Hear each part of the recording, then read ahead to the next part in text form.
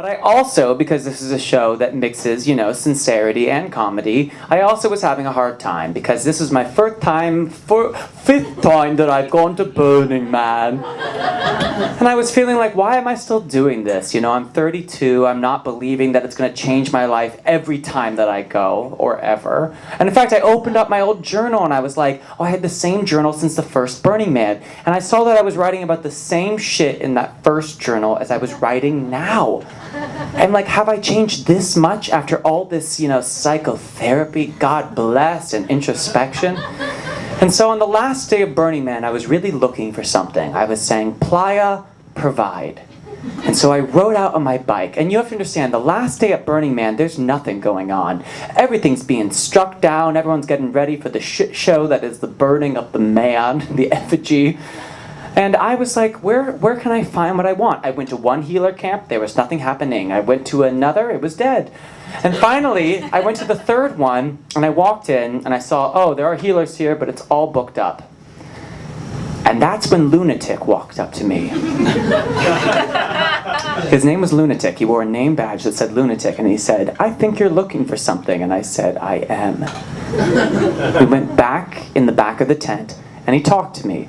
And I told him about my problems. We've all got problems, right? And I said I was feeling uncomfortable and like, what am I doing with my life, etc., etc. And he asked me a question that had never been asked of me before, not even in all those years of psychotherapy. God bless New York therapists. We all have one. Who is a New York therapist? Excellent. Use that Obamacare. Put it to good use. Yeah! And he asked me, when was the last time you got angry? And I thought, oh, I don't get angry. I'm fun Philip. I'm whimsical. I like to, I can whine or mope or be sad, but I don't think I'm ever angry. And he said, when was the last time you got angry? And I was like, oh shit, like 4th grade? I don't know. When I was like bullied, and like literally the kids at my elementary school convinced me that ghosts lived in rocks, and I went for the entire week putting rocks in my pocket until 2 bullies picked me up over my heads and dumped all the rocks out of my pocket and said, faggot, faggot, Philip. It's both funny and sad. And I was like, shit, I guess that kid. And then I flipped to the middle of my Burning Man journal, and I found in the middle that I had wrote about this kid at my 3rd burn. And I was like, hey, that little kid inside of you, Philip, banished. You're banished. I don't want your anger anymore. I'm going to live positively for the rest of my life. And Lunatic asked me, well, how'd that go? Banishing your little kid anger.